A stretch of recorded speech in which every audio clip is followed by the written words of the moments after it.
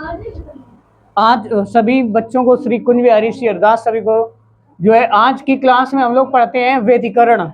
बस अब शांत हो जाओ। व्यतिकरण क्या होता है? व्यतिकरण दो तरंगों के बीच में व्यतिकरण होता है। कैसे होता है?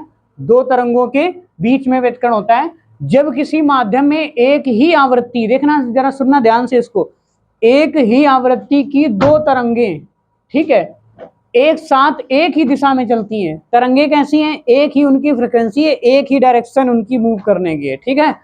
एक ही तरंगों मतलब एक ही माध्यम में दो सेम आवृत्तियों की, ठीक है, एक ही दिशा में चलती हुई तरंगे जब चलती हैं तो उनके अध्यारोपण से, अध्यारोपण क्या होता है?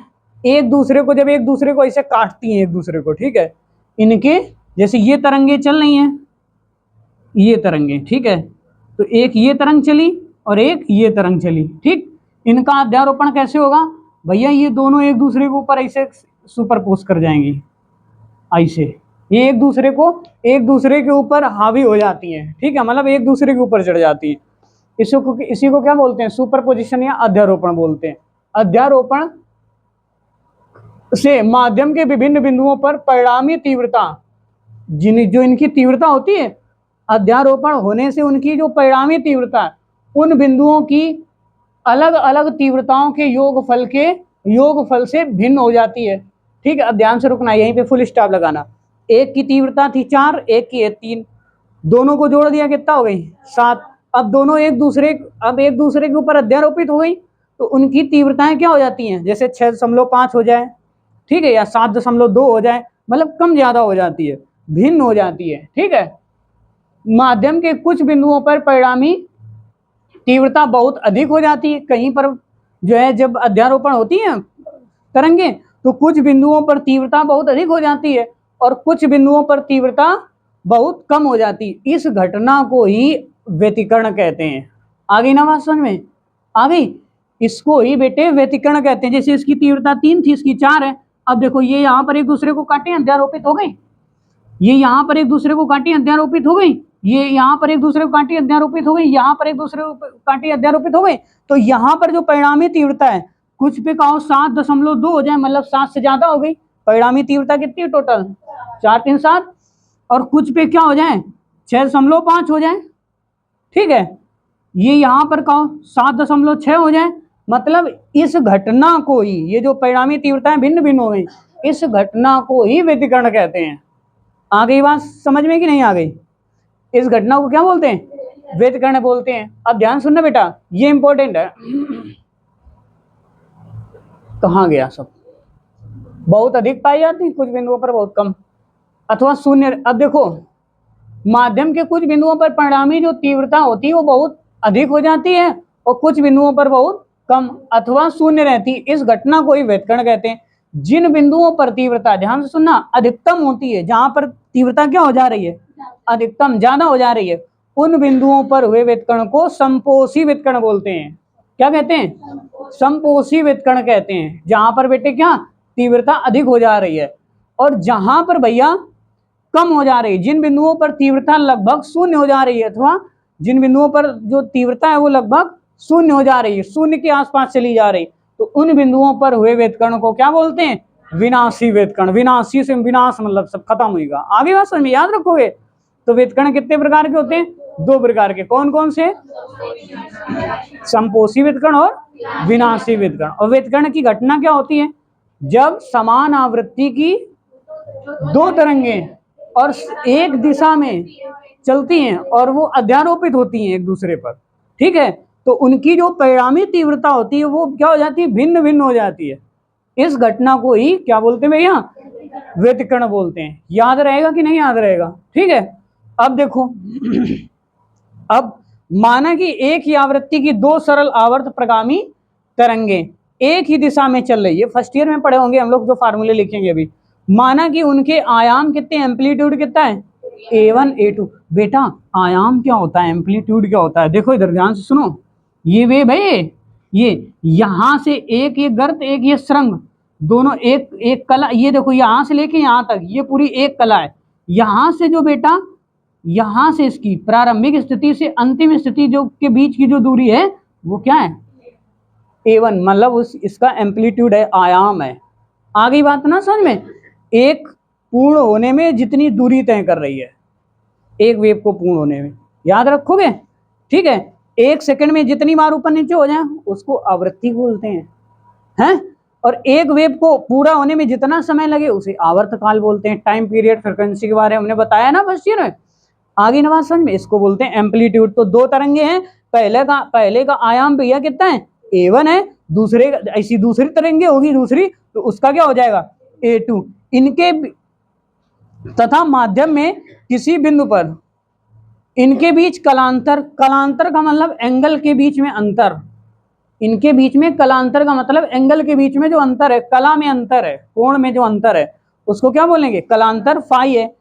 यदि उस बिंदु पर इन तरंगों के कारण उत्पन्न विस्थापन, विस्थापन मतलब यहां से यहां थी, यहां से यहां तक आ गई, मतलब टोटल विस्थापन जितनी दूरी वो तय कर गई, उत्पन्न विस्थापन y1 व y2 हो तब। ठीक, इसके आगे देखें विस्थापन क्या होता है, विस्थापन क्या होता है, डिस्प्लेसमेंट। किसी दो, हाँ, दो बिंदुओं के बीच की लंबवत दूरी को विस्थापन बोलते हैं, डिस्प्लेसमेंट बोलते हैं। ठीक है, तो अब आगे देखो उन तरंगों के दो equation, y1 = a1 sin omega t minus kx, ठीक है, और दूसरा क्या है y2 a2 sin omega t minus kx plus phi, ये क्या है, इसका कलांतर है। ठीक है, बस अब देखो ω/2π प्रत्येक तरंग की आवृत्ति है, ω/2π क्या है, आवृत्ति है। अध्यारोपण के सिद्धांत से उस बिंदु पर परिणामी तीव्रता, तो y = y1 प्लस y2, विस्थापन जो है ना, परिणामी विस्थापन, तो y = y1 प्लस y2। ठीक है, तो y = y1 का वैल्यू पुट कर दो इसमें, ये पूरी रख दिया, इसको ध्यान समझे ना। फिर y2 का वैल्यू पुट कर दो इसमें, कर दिया। अब यहां पर लगाएंगे चूंकि फार्मूला कौन सा, साइन a प्लस बी वाला। साइन a प्लस बी में देखो ये a मान लेते हैं और इसको क्या मान लेंगे, अल्फा, इसको मान लेंगे क्या, b। ठीक, इस पूरे को, तो साइन a प्लस बी का फार्मूला क्या होता है बताओ जरा, sine a cos b plus cos a sine b। ठीक है, तो देखो ये वही लिखा है और यहां से हमने फार्मूला लगाया a1, देखो a1 इधर है तो a1 का अंदर गुणा कर देंगे कि बाद में कर देंगे। ठीक है, तो देखो a1 sine omega t minus kx sine a cos b का मान कितना, कॉस फाई, प्लस a2 ये बाहर था ना, तभी इसको अगर पूरा खोलेंगे फिर भी a का गुणा करना पड़ेगा, तो हमने एक साथ कर दिया है। ठीक है, a2 cos omega t minus k, और इधर क्या आ जाएगा, साइन b का वैल्यू कितना है, कॉस फाई। ठीक, अब साइन फाई, बेटे देखो इधर, इससे सुनो, इससे क्या कॉमन मिल रहा है, देखो जरा, sign omega T minus kx, इससे और इससे कॉमन मिल रहा है कि नहीं मिल रहा है, इतने पोर्शन से, केवल इतने से क्या मिल रहा है, sign omega T minus kx मिल रहा है कॉमन। तो अगर हम लोग इसको छिपा दें तो क्या बचा, a1 a2 और क्या, कॉस फाई। ठीक, और इसको आगे ले आते हैं a2 साइन फाई, या इसको पीछे लेके चले जाओ a2 साइन फाई, और ये वही लिखा है पीछे वाला पोर्शन। ठीक है, अब देखो माना, अब आगे मानेंगे, माना a1 plus a2 cos phi equal to कितना, r cos phi, a1 cos theta, इसकी जगह पर क्या मानेंगे, r कॉस थीटा। ठीक है, और a2 साइन थीटा, इसकी जगह पर क्या मानेंगे, r sine theta.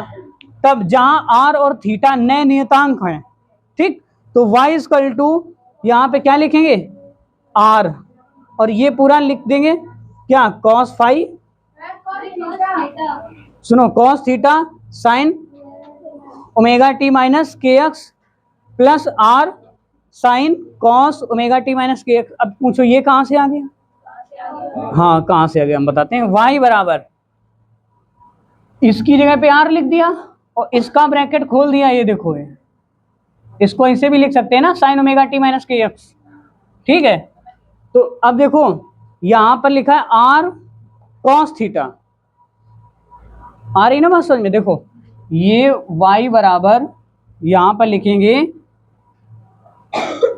Are cos theta और इधर sign omega T minus K X. ठीक, उसको खोलेंगे, देखो क्या लिखेंगे आर, अब रुको जरा यहां पर, नहीं रुको देखा ना करो ऐसे, बहुत सरल तुम्हें बताते हैं। देखो यहां तक इतनी इतनी बात आ गई समझ में, यहाँ पे आर रख दिया और ये साइन थीटा वही है। ठीक, और यहाँ पर क्या लिखेंगे a2 साइन फाई की जगह पर R cos R sine theta, है ना। यहाँ पर लिख दिया आर साइन थीटा और cos omega T minus K X. ठीक, अब जरा देखो ये सूत्र लिखा हुआ है, देखो इससे अगर आर कॉमन ले लिया जाए, अगर हम लोग इससे आर कॉमन ले लेंगे तो ये बाहर निकल के आ गया इस तरीके से। ठीक, और आर कॉमन ले लेंगे, ये सूत्र काहेगा लिखा है cos A sine B sine A cos B, तो साइन ए प्लस बी का लिखा हुआ, तो R sine omega T minus K X plus मतलब थीटा। ठीक है, देखो ये जो समीकरण है फर्स्ट व सेकंड के ही समान था, और अतः इस बिंदु पर परिणामी विस्थापन एक ही तरंग के कण जिसका आयाम केवल कैपिटल आर होगा। ठीक है, कैपिटल आर का मान ज्ञात करने के लिए हम लोग इक्वेशन जो थर्ड है और फोर्थ का वर्ग करके जोड़ लेते हैं। तो इक्वेशन तुम्हारी थर्ड और फोर्थ थी उसका स्क्वायर करेंगे, R square cos square theta plus cos square R square theta. तो अब वहां पे वैल्यू रख देंगे वही R a1 plus a2 cos square theta plus a2 sine square theta. ठीक है, अब इससे आर स्क्वायर कॉमन ले लो, तो यहाँ क्या बचा cos square theta plus R sine square theta बराबर इसका मान हो गया एक, तो इधर बचा आर स्क्वायर थीटा बराबर इसका होल स्क्वायर निकाल लो, a1 square plus a2 square plus 2a1 a2 cos five. ठीक है, आई बात ना समझ में, है ना। अब देखो चूंकि तीव्रता आयाम के वर्ग के अनुक्रमानुपाती होती है, अतः परिणामी तीव्रता क्या होगी आई के आर स्क्वायर, ये मानना है। ठीक है, और यहाँ पर आ जाएगा के a1 स्क्वायर प्लस के a2 स्क्वायर और प्लस 2 k1 मतलब a1 a2 कॉस फाइव, यहाँ पर सब में के लग जाएगा, इधर देख रहे हो ना इस इक्वेशन में सब में के लग जाएगा, जहाँ के एक अनुक्रमानुपातिक नियतांक है। यदि व्यतिकरणकारी तरंगों की अलग अलग तीव्रताएं तुम्हारी I1 I2 हो, तब I1 बराबर के A1 का स्क्वायर प्लस I2 बराबर के A2 का स्क्वायर, इनको जो है सीधे रखेंगे यहाँ पर, तो ये क्या आएगा I। ठीक है, ये I1 है और ये तुम्हारा I2 है, ये 2 अंडर रूट के अंदर I1 I2 है, क्योंकि यहाँ पर तुम्हारा क्या A1 A2 निकालना बात, और ये इधर आ जाएगा cos फाइव। किसी बिंदु पर परिणामी तीव्रता उस बिंदु पर मिलने वाली दो तरंगों के बीच कालांतर फाइव पर निर्भर करते हैं। अब कल की क्लास में हम लोग पढ़ेंगे प्रकाश का प्रतिपालित व्यतिकरण। ठीक है, और इसके बाद में हम लोग पढ़ेंगे फ्रिंज चौड़ाई माप कर प्रकाश की तरंगदैर्ध्य ज्ञात करना, दीप्त फ्रिंज अदीप्त फ्रिंज। ये पढ़ते हुए हम लोग कोणीय चौड़ाई पूछा जाता है जो बहुत पेपर में, वो पढ़ते हुए चैप्टर का समापन करेंगे, फिर इसके बाद न्यूमेरिकल्स चलेंगे। तो मिलते हैं फिर अगली क्लास में।